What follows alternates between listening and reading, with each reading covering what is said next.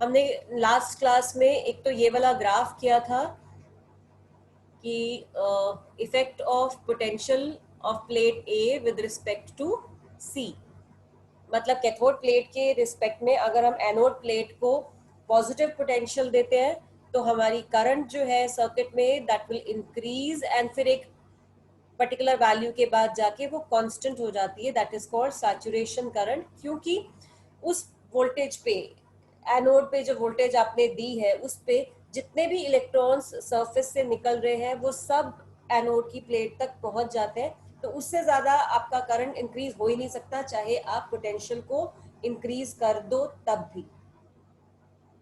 Then उस potential को अगर हम नेगेटिव साइड पे ले जाते हैं, जैसे ये दिखा रहे हैं हम, यहाँ पे अगर जीरो पोटेंशियल है आपका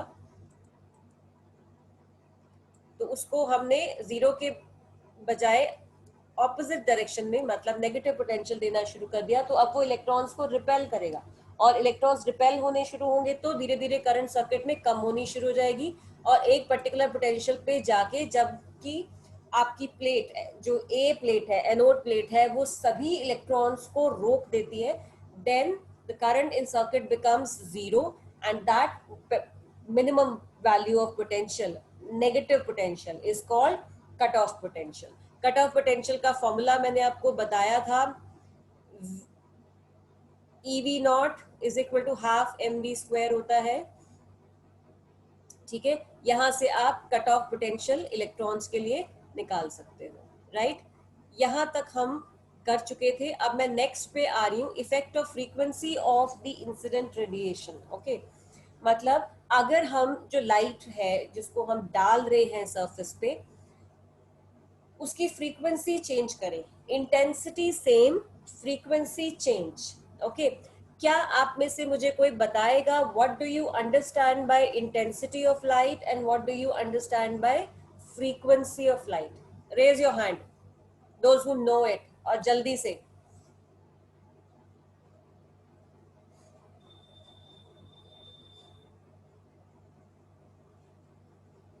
एक बार क्वेश्चन रिपीट करना।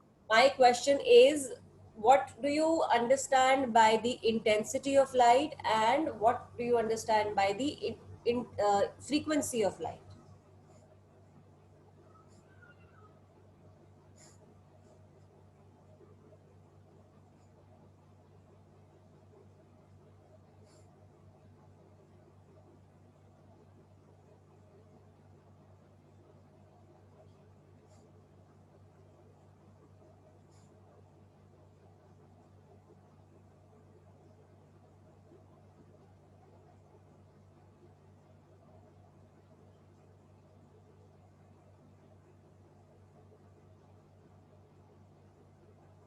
हाँ जी, ओनली एक बच्चा, बाकी किसी को नहीं पता इंटेंसिटी और उसमें difference?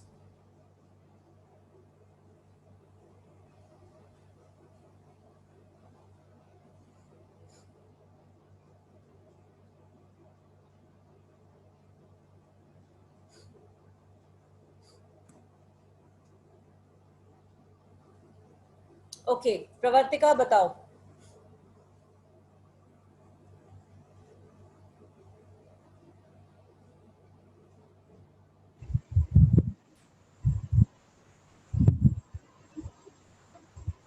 प्रवर्तिका, I can't hear you.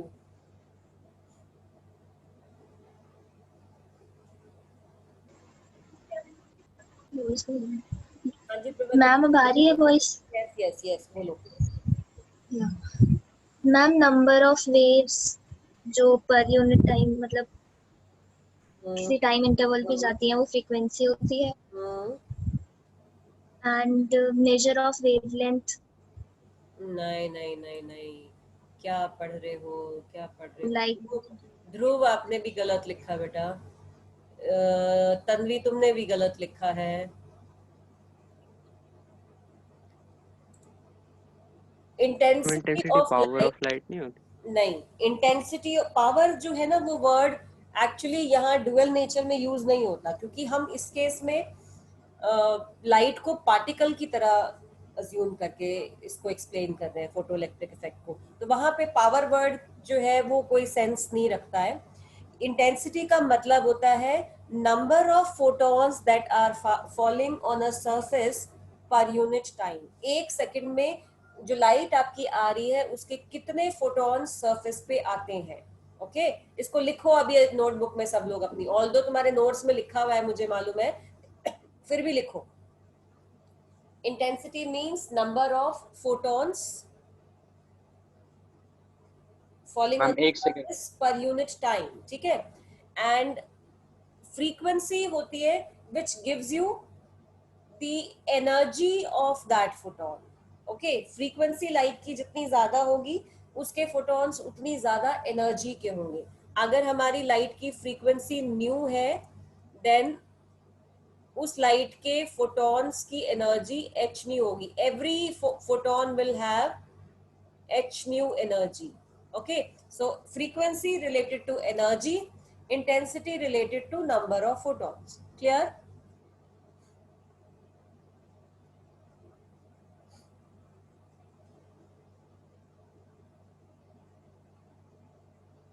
Clear?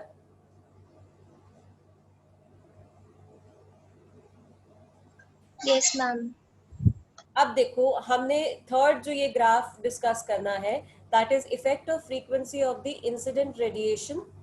That means जो लाइट आपकी आ रही है उसकी फ्रीक्वेंसी अगर हम चेंज करते हैं, इंटेंसिटी चेंज नहीं करेंगे, फ्रीक्वेंसी चेंज करेंगे, देन हमारी करंट पे क्या इफेक्ट पड़ेगा. ओके ये आपकी करंट है, ये आपका पोटेंशियल है. एंड मैं 3 डिफरेंट लाइट्स ले रही हूँ, एक न्यू 1 फ्रीक्वेंसी की, एक न्यू 2 फ्रीक्वेंसी की और एक न्यू 3 फ्रीक्वेंसी की. राइट सबसे पहले हमने न्यू 1 फ्रीक्वेंसी की लाइट डाली. न्यू 1 फ्रीक्वेंसी की लाइट आप डाल रहे हो, मान लो ये जब हमने पोटेंशियल को रखा 0, ग्राफ हमेशा यहाँ से डिस्कस करना शुरू करो इस पॉइंट से कि जब हमारा पोटेंशियल जो है 0 है, मतलब ए प्लेट जो मेरी बनती है ये सी प्लेट बनती है, ये ए प्लेट बनती है, सी पे लाइट डलती है, यहाँ से इलेक्ट्रॉन निकलता है और ये इलेक्ट्रॉन जाके ए पे रिसीव होता है ट्यूब के अंदर. ओके अगर मैं ए पे 0 पोटेंशियल दे रही हूँ तब भी मेरी जो इलेक्ट्रॉन्स निकल रहे हैं हो सकता है उनमें से कुछ इलेक्ट्रॉन्स के पास इतनी एनर्जी हो कि वो अपने आप से ए प्लेट पे पहुंच सके और सर्किट में फ्लो कर जाए. तो करंट की वैल्यू भी इस पे 0 नहीं होती. पोटेंशियल 0 है बट कुछ इलेक्ट्रॉन अपने आप पहुंच गए, इसलिए करंट की वैल्यू यहाँ से लेके यहाँ तक इतनी होती है. ओके आप पोटेंशियल इंक्रीज करते जाओ तो क्या होगा, और इलेक्ट्रॉन्स को ये अट्रैक्ट करता जाएगा जितने निकल रहे हैं, जिनकी एनर्जी अपने आप में कम है बट ये उसको अट्रैक्ट करके प्लेट तक ले आता है. तो हमारी करंट इंक्रीज होती जाती है. आप पोटेंशियल इंक्रीज करते जाओ, करंट इंक्रीज होती जाएगी. And after a certain value, देखो इस पोटेंशियल के बाद, इस पोटेंशियल की वैल्यू के बाद करंट ऐसे चलती है straight constant, because at this potential all the electrons which are coming out from plate C, they will reach to plate A. जितने भी C से निकले वो सब A पे पहुंच गए. तो अगर मैं पोटेंशियल और इंक्रीज भी कर दूं तो वो अट्रैक्ट किसको करेगा, वो सबके सब तो पहुंच रहे हैं. ओके तो उस केस में हमारा पोटेंशियल बढ़ाने पर भी करंट कांस्टेंट रहती है. So that is called saturation current, because वो अपने मैक्सिमम वैल्यू पे पहुंच चुकी है. अब इस न्यू 1 को, ये जो न्यू 1 वाली लाइट है, इस पे हम क्या करते हैं, ए प्लेट पे नेगेटिव पोटेंशियल अप्लाई करते हैं, ऑपोजिट साइड लेके जाती हूँ.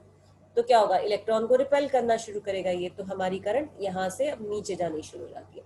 आप नेगेटिव पोटेंशियल बढ़ाते जाओ, करंट कम होती चली जाएगी. एक पर्टिकुलर नेगेटिव पोटेंशियल पे ये सब इलेक्ट्रॉन्स को रिपेल कर देता है, एक को भी नहीं पहुंचने देता अपने पास तक. Then current will become 0 and this is the stopping potential for this particular light जिसकी फ्रीक्वेंसी न्यू 1 है. क्लियर? ये जो ग्राफ मैंने आपको एक्सप्लेन किया समझ आया? समझ आने के बाद भी इसके फैक्ट्स आपको रटने पड़ेंगे. Okay you have understood it, that's okay, but उसके बाद भी आप ये फैक्ट रटो. फैक्ट मतलब क्या, कि फ्रीक्वेंसी मतलब फोटोन की एनर्जी, कितनी एनर्जी होती है, h nu. Okay then frequency जितनी ज्यादा बढ़ेगी उतना स्टॉपिंग पोटेंशियल ज्यादा होगा. ये ऐसे फैक्ट्स रटने पड़ेंगे कंसेप्चुअल क्वेश्चंस करने के लिए. ओके ये समझ में आया? अब हमने सेकेंड फ्रीक्वेंसी ली nu 2 which is greater than nu 1, तो ऑब्वियसली उसके लिए आपका स्टॉपिंग पोटेंशियल थोड़ा और ज्यादा होगा, तो ग्राफ आपका यहाँ से शुरू हुआ, ये ऐसे चलेगा ऐसे चलेगा, बट सैचुरेशन करंट उसकी भी सेम, क्योंकि मेरी तीनों लाइट्स की इंटेंसिटी बराबर है। तीसरी लाइट ली आपने न्यू3, उसका पोटेंशियल स्टॉपिंग पोटेंशियल और ज्यादा इंक्रीज हो गया नेगेटिव साइड पे, मैग्नीट्यूड इंक्रीज हुआ बट टोटल वैल्यू जो है वो नेगेटिव पोटेंशियल है, and this will again increase from here जब जैसे जैसे आप पोटेंशियल बढ़ाओगे, और सैचुरेशन करंट सेम है। ये 3 पॉइंट्स इसके मैंने इस ग्राफ के यहाँ पर लिखे हुए हैं, देखो। Stopping potential is different for different frequencies. It is more negative for radiation of higher frequency. Saturation current depends on the intensity of incident radiation, not on frequency. ठीक है, ये फैक्ट्स याद करोगे।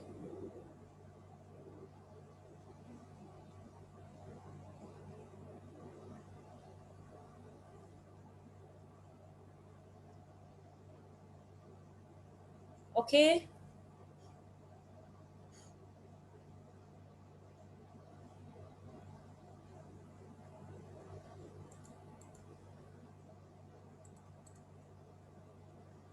नेक्स्ट हम Yes, ma'am. हाँ जी बोलो। Next हम आएंगे graph between stopping potential and frequency of incident radiation. मतलब मैं एक ग्राफ प्लॉट करूंगी लाइट के लिए, मतलब किसी एक पर्टिकुलर मेटल सरफेस के लिए, एक ही सरफेस लेंगे, ध्यान से सुनोगे। Will take the same surface और उस पर डिफरेंट डिफरेंट लाइट डालेंगे, और फिर देखेंगे कि उस सरफेस से इलेक्ट्रॉन्स जो निकल रहे हैं उस पे हमें कितना स्टॉपिंग पोटेंशियल देना पड़ता है, सो दैट इलेक्ट्रॉन्स को हम रोक सकें। Okay, stopping potential is directly proportional to frequency. ये एक रिलेशन इसमें मैंने लिखा है, मैं इसको आगे अभी एक्सप्लेन करूंगी आपको।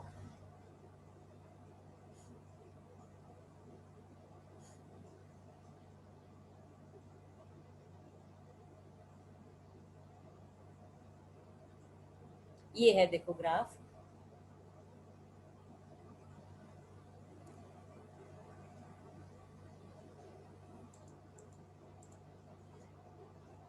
ये हमने एक फॉर्मूला लिया है फाई हम वर्क फंक्शन के लिए यूज करते हैं, एंड वर्क फंक्शन का फॉर्मूला क्या होता है? Work function is the energy जो इलेक्ट्रॉन को चाहिए होती है मेटल की सरफेस से बाहर निकलने के लिए, सो दिस इज फाई। और ये एच न्यू नॉट क्या है? थ्रेशोल्ड फ्रीक्वेंसी है ना।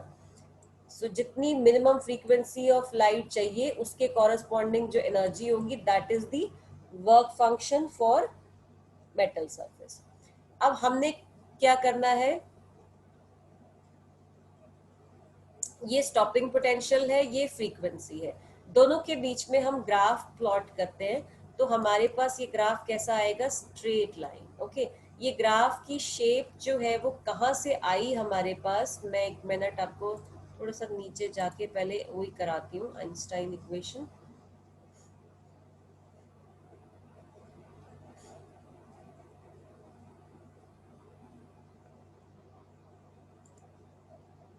देखो, सबसे पहले हम ये लेते हैं, एक मैं ये इक्वेशन आपको करा देती हूँ, तो इसके बेस पे वो ग्राफ एक्सप्लेन ज्यादा इजीली हो जाएगा। This equation is Einstein's photo electric equation. Now this equation gives you relation between what was the energy of light जब लाइट किसी सरफेस पे फॉल करती है, उसमें से कितनी एनर्जी को इलेक्ट्रॉन अपनी सरफेस से बाहर आने के लिए यूज करता है, और कितनी एनर्जी उसके अंदर काइनेटिक एनर्जी की फॉर्म में जाती है, राइट? अगर मान लो एक मेटल सरफेस, ये मेटल सरफेस है, यहाँ पर एक इलेक्ट्रॉन रखा हुआ है सरफेस के ऊपर, इसको सरफेस छोड़ के यहाँ बाहर आने के लिए सपोज 5 जूल एनर्जी चाहिए। अब लाइट जो इसके ऊपर हम डाल रहे हैं उसका जो फोटोन है, सपोज वो उसको 5 जूल एनर्जी ही प्रोवाइड करता है, तो इलेक्ट्रॉन क्या करेगा? 5 जूल का फोटोन आया, इलेक्ट्रॉन उससे 5 जूल एनर्जी लेगा और सरफेस से बाहर आ जाएगा। तो इलेक्ट्रॉन के पास निकलने के बाद क्या बचेगी एनर्जी? 0, कुछ होगा ही नहीं और, क्योंकि वो 5 जूल सारी खर्च कर चुका है. So its kinetic energy will be 0. But if a photon comes whose energy is say 10 joule, तो 5 जूल एनर्जी तो वो यूज कर लेगा सरफेस से बाहर आने में. बाहर आने के बाद उसके पास कितनी एनर्जी बच जाएगी? 5 joule in the form of kinetic energy. Okay, so that electron will move with 5 joule kinetic energy. तो ये एक इक्वेशन है हमारी आइंस्टाइन की जो दी थी उसने. क्या उसने प्लैंक क्वांटम थ्योरी के बेस पे ये बोला कि लाइट जब आती है किसी सरफेस पे तो वो फोटॉन्स की फॉर्म में आ रही है, और energy of one photon is given by this equation E is equal to h nu. ठीक है, मतलब एक फोटोन जो आ रहा है लाइट का सरफेस पे उसकी एनर्जी एच न्यू है, और मेटल सरफेस का जो वर्क फंक्शन है, मतलब इलेक्ट्रॉन को जो एनर्जी बाहर निकलने के लिए चाहिए वो है phi naught which is equal to h nu naught. तो एच न्यू एनर्जी मिल रही है, एच न्यू नॉट को इलेक्ट्रॉन बाहर निकलने में यूज करेगा, एंड एक फोटोन एक इलेक्ट्रॉन को ही अपनी एनर्जी ट्रांसफर करता है. राइट, तो जो एनर्जी इलेक्ट्रॉन के पास बच जाएगी वो कितनी होगी? H nu minus H nu not. Okay, and this energy which is left will be given to the electron as kinetic energy. So h nu minus h nu naught, this is equal to half mv maximum square. ये maximum square word हमने क्यों लिखा? Because Einstein equation जो है वो सिर्फ उस electron पे एप्लीकेबल है जो मेटल की सरफेस पे रखा है, क्योंकि उसको मिनिमम एनर्जी चाहिए होती है बाहर आने के लिए वर्क फंक्शन के बराबर.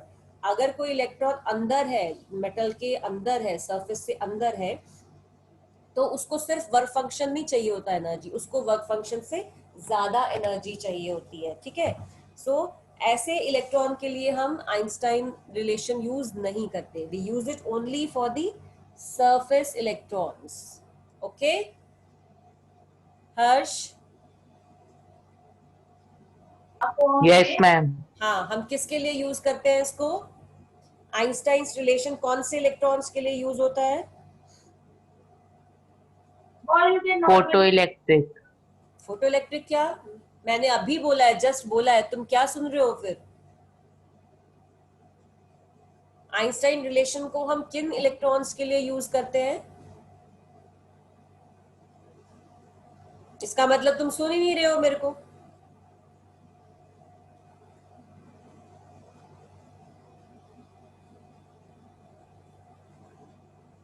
हाँ जी देव.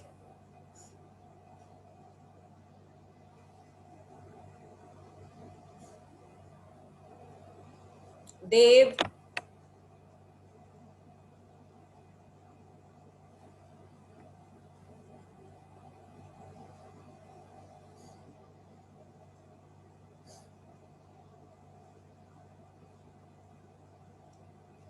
देव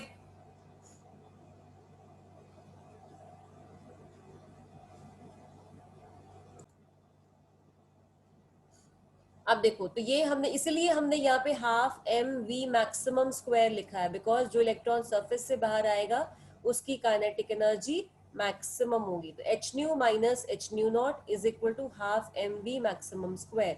और half M we maximum square को मैं एक फॉर्मूला आपको ऑलरेडी बता चुकी हूँ पहले, ई वी नॉट के बराबर लिखते हैं ना. तो ये kinetic energy is equal to this. तो आइंस्टाइन इक्वेशन को आप इस फॉर्म में भी लिख सकते हो, h nu minus H nu not is equal to e v naught. ठीक है, इसके साथ इक्वेट कर सकते हैं. अब जब आप इसको इसके साथ इक्वेट करोगे, that means h nu minus H nu not is equal to e v naught. ये तो फिक्स है, work function for any metal surface is fix. इसको हम फाई से भी रिप्रेजेंट कर सकते हैं. ये h nu minus phi is equal to e v naught. तो आप देखो कि यहां से इस इक्वेशन से मेरा वी नॉट स्टॉपिंग पोटेंशियल जो है वो लाइट की फ्रीक्वेंसी के डायरेक्टली प्रोपोर्शनल आता है. राइट,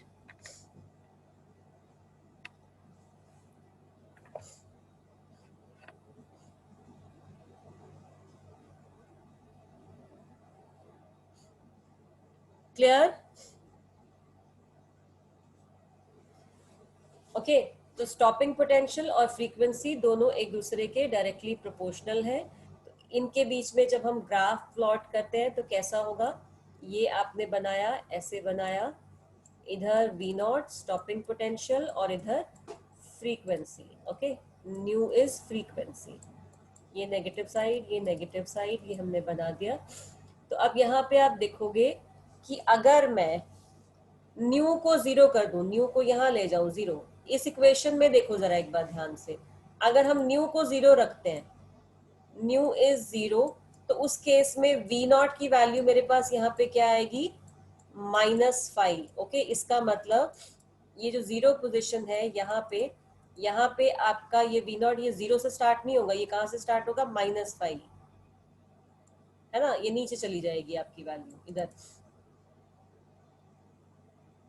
जब मैं न्यू की वैल्यू लेती हूँ, न्यू नॉट, तब मेरा V नॉट आता है 0। इसका मतलब एक पर्टिकुलर फ्रीक्वेंसी यहाँ से हम ले रहे हैं विच इज न्यू नॉट, यहाँ से आपका स्टॉपिंग पोटेंशियल स्टार्ट होता है 0, और इसके बाद ये ऐसे एक स्ट्रेट लाइन जाएगा। ठीक है, तो ये ग्राफ 0 से स्टार्ट नहीं होता, यहाँ से स्टार्ट होता है, क्योंकि थ्रेशोल्ड फ्रीक्वेंसी से नीचे अगर हम लेते हैं लाइट, तो उसमें तो वैसे ही इलेक्ट्रॉन निकलेगा ही नहीं बाहर, तो उस पर स्टॉपिंग पोटेंशियल कहाँ से लगाओगे आप? स्टॉपिंग पोटेंशियल तो उस इलेक्ट्रॉन पे लगाना पड़ेगा ना जो एटलीस्ट अपनी सरफेस से बाहर निकल के प्लेट तक आए तो सही।